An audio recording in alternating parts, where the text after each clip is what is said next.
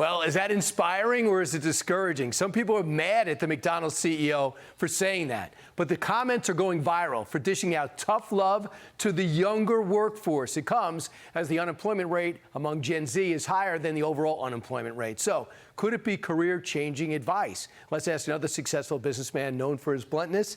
He's the CEO of O'Leary Ventures. He's the chairman, I should say, Kevin O'Leary. Kevin, do you agree with the McDonald's CEO? Is that good advice? Yes, very good advice because it's factual. That's exactly the way the world works. Basically, nobody cares. And I mean, it's hard love, it's cruel and everything else, but it should be very motivational to anybody that wants to think about their future, and particularly a third of any graduating class becomes entrepreneur. They pursue that. It's very risky, but the whole idea is you've got to be motivated to go after it. But I will say one thing that I didn't see coming, even just 24 months ago. I tell everybody you want to be guaranteed a job and take care of yourself and your family one day. The only career is engineering. I don't think that anymore. The whole aspect of creativity around social media and AI means that artists are now as valuable as an engineer is. And this is a whole new ballgame. I understand, yeah, be practical too. And I think people should look at the economic indicators and they don't have confidence. Do you think it's a mindset that politicians are guilty of because they want your vote, they want to feel your pain?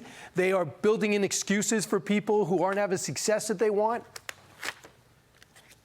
Well, there's some truth to that, because think about the plight of a politician. They have to be in nonstop fundraising mode 25 hours a day. I mean, that's just how it works. And so they want to get anybody. And there's a real case example of Bondami in New York City mayor. By the way, I just met him a couple of nights ago. Very charming guy. But what really struck me was how solid his social media team is and are, because they're basically social data scientists. That's what they are.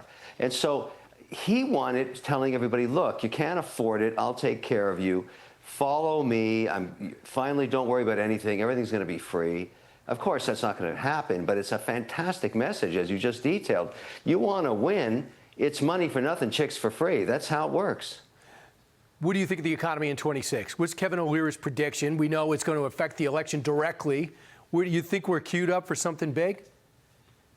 I do. I'm pretty optimistic. I think we'll work out the imbalances around the reciprocal tariffs, which have, caused some problems.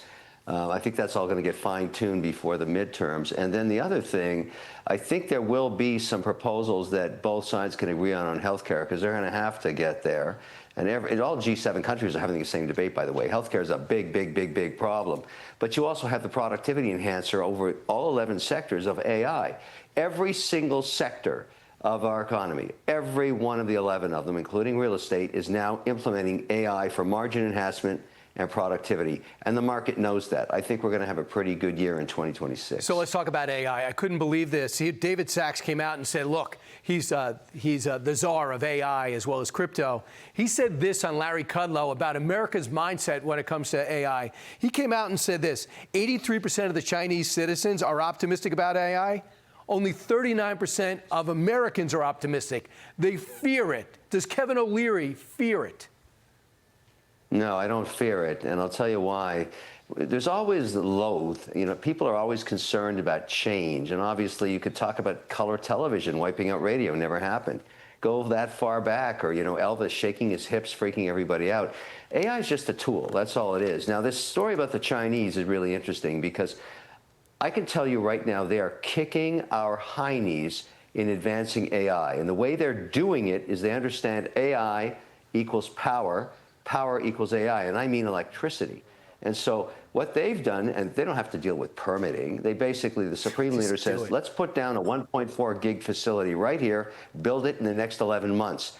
We got to go through 7 years of permitting in North America. So we're falling behind in just the capacity to compute, and so that's a huge issue.